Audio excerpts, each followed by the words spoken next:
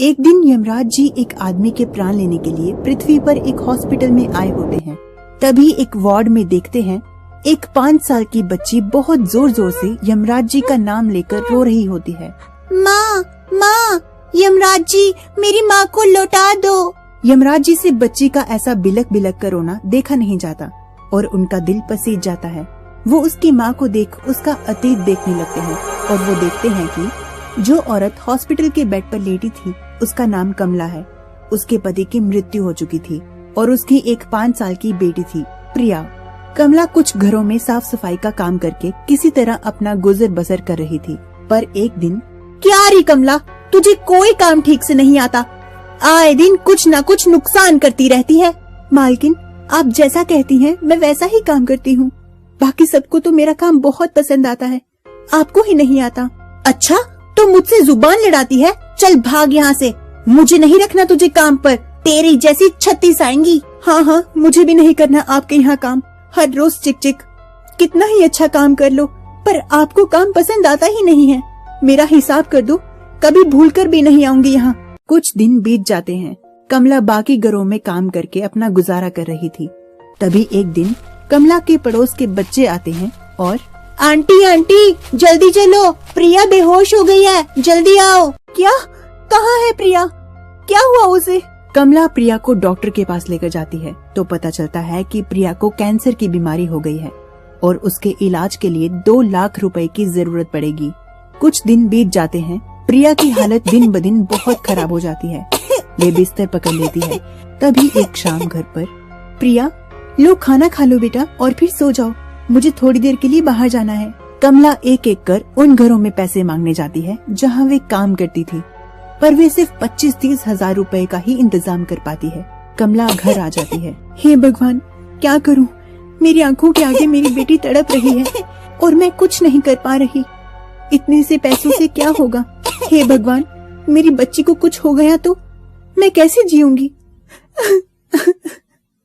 कमला की एक पड़ोसन उसके घर आती है और उसे कहती है, चुप हो जाओ कमला, सब ठीक हो जाएगा, भगवान कुछ ना कुछ रास्ता जरूर निकालेंगे। तुम एक काम क्यों नहीं करती? तुम उन सेठानी के पास जाओ, वे बहुत अमीर हैं, वे तुम्हारी कुछ ना कुछ मदद जरूर करेंगी।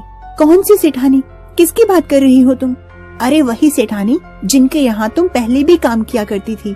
अगले दिन कमला प्रिया की खाट के पास बैठी होती है। तभी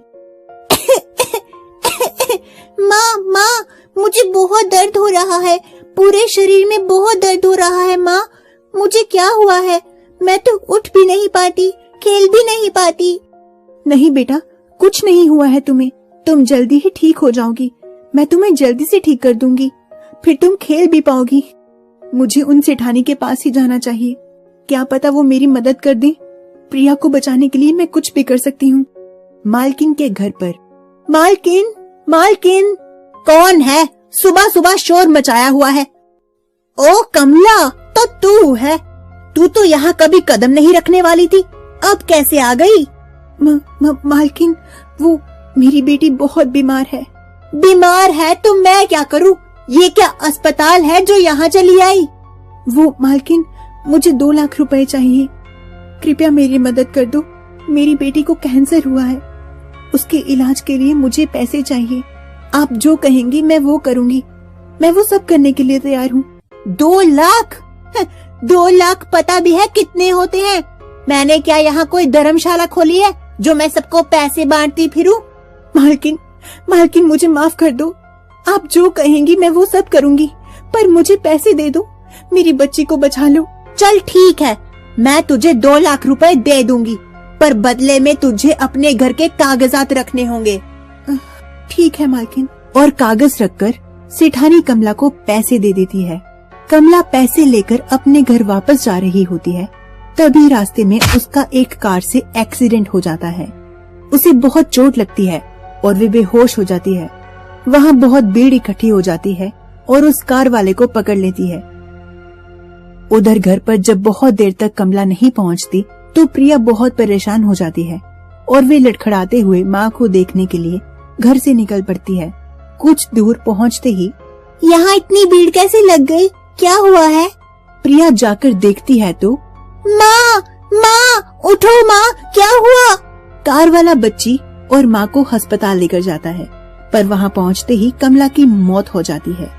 माँ, माँ उठो माँ, क्या हुआ? आप कुछ बोलती क्यों नहीं? माँ उठो ना, मुझे बहुत दर्द हो रहा है, उठो ना माँ। चुप हो जाओ बेटा, तुम्हारी माँ अब नहीं बोलेगी, वे तुम्हें छोड़कर चली गई है। चुप हो जाओ बेटा। नहीं बोलेंगी? पर क्यों नहीं बोलेंगी? मेरी माँ तो मेरे से बोलती है, मेरा ख्याल रखती है। माँ, मुझे बहुत भूख लगी है, खाना दो ना माँ। बच्ची की हालत देखकर कार वाले को रोना आ जाता है और वे कहता है, बेटा, तुम्हारी माँ अब तुम्हें कुछ नहीं दे पाएंगी, वे यमराज जी के पास जा चुकी हैं। यमराज जी उसे अपने साथ ले गए हैं। यमराज जी? वो कौन है? वे मेरी माँ को कैसे ले जा सकते हैं?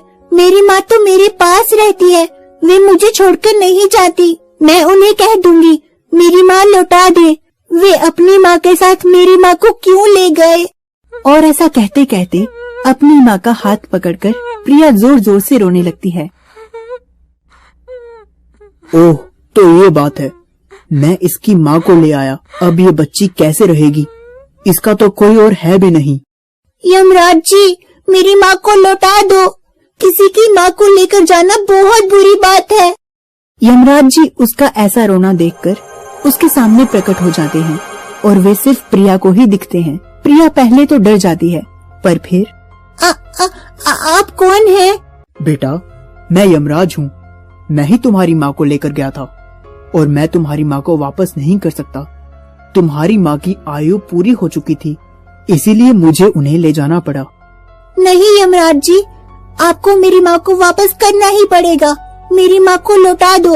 आप मुझसे बिना पूछे मेरी माँ को कैसे ले जा सकते हो? मुझे मेरी माँ की जरूरत है। मैं अपनी माँ के बिना कैसे रहूंगी? और अगर आप मुझे मेरी माँ नहीं लौटा सकते तो मुझे भी साथ ले जाओ। नहीं बेटा, मैं किसी का समय पूरा हुए बिना उसे नहीं ले जा सकता। जिसका समय पूरा हो जाता है मैं उसे ही ले जा सकता हूँ, पर मुझसे तुम्हारी ऐसी हालत देखी नहीं जा रही।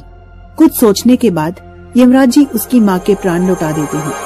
कमला अचानक आंखें खोलती है और कहती है, मैं कहाँ हूँ? लगता है मैं बहुत गहरी नींद में सोई थी। माँ, आप ठीक हो गई? बेटे, तुम यहाँ कैसी आई? हम कहाँ हैं? तुम ठीक तो हो ना? कार वाला आदमी कमला को सारी बात बताता है और कमला और प्रिया का इलाज करवाता है।